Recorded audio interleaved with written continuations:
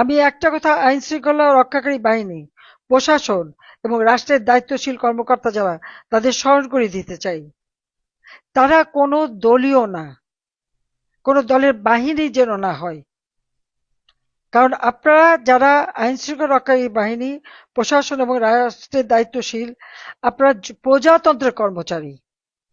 কাজে রাজনৈতিক নির্দেশে নিরপরাধ মানুষকে গ্রেপ্তার করা, মিথ্যা মামলায় জড়ানো, শান্তিপূর্ণ রাজনৈতিক কর্মসূচি দমন করা বা কোনো নাগরিককে তার নাগরিক অধিকার থেকে বঞ্চিত করা, এটা অপরাধ।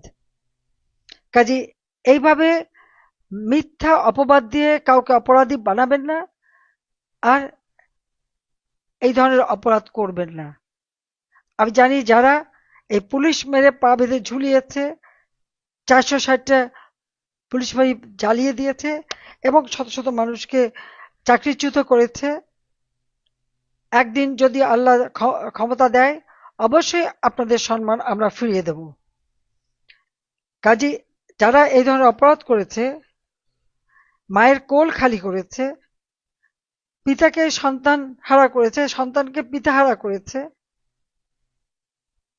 তাদের নিরাপরাধ মানুষকে যারা কাঁদাচ্ছে প্রতিনিয়ত, ঘরে ঘরে যে মা বোনকে রেপ করে যাচ্ছে কিন্তু বিচার চাইতে পারছে না, ইতিহাস তাদের কোনোদিন ক্ষমা করবে না। বাংলাদেশের জনগণ ক্ষমা করবে না। একদিন তাদের আদালতের কাঠগড়ায় দাঁড়াতে হবে।